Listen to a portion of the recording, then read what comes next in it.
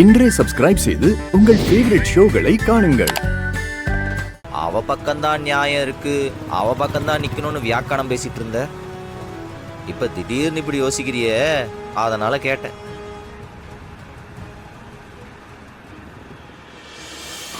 அந்த பிரச்சனைக்கான பதில் நம்ம கிட்டயே தான் இருக்கும், நம்ம பக்கத்திலேயே தான் இருக்கும்.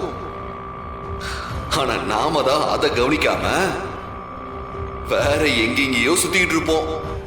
அடே எங்க அப்பா, உங்க அண்ணன் கனவுல வேற வந்து சொன்னாரா? அப்ப அப்படியே அவர்கிட்ட பேசி டீட்டெயில்டா என்ன நடந்துச்சு, அவ யாரு, அவங்க அம்மா யாரு, அவங்க அப்பா யாருன்னு எல்லாம் விசாரிச்சிருக்கலாம்ல.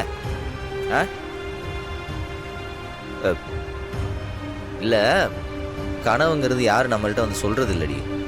நம்ம ஆள் மனசுல இருக்கிற கேள்விக்கு நம்ம ஆள் மனமே வேற ஒருத்தர் ரூபத்துல வந்து பதில் சொல்றது தான் கனவு.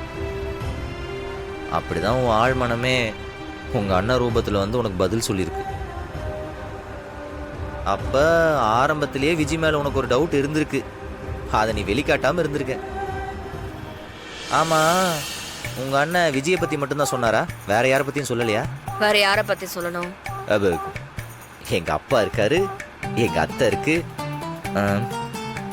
நான் இருக்கேன். நம்ம 2 பேரும் புருஷன் பொண்டாட்டியே சந்தோஷமா வாழ்ந்துட்டு இருக்கோம். புருஷன் பொண்டாட்டியே வாழ்ந்துட்டு இருக்கோம். நாம வாழ முயற்சி பண்ணிக்கிட்டு இருக்கோம்னு சொல்றேன். எதிர்கால வாழ்க்கை அத பத்தி எதுவும் சொன்னாரா ஏன் மச்சான்? இல்ல. இல்லையா?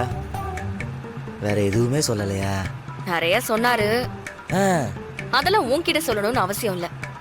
கள்ளஞ்சக்காரி அவர் சொல்லியிருப்பாரு, புருஷன் கூட சேர்ந்து வாழு, அவனை மாதிரி ஒரு நல்லவனை பார்க்கவே முடியாதுன்னு சொல்லியிருப்பாரு.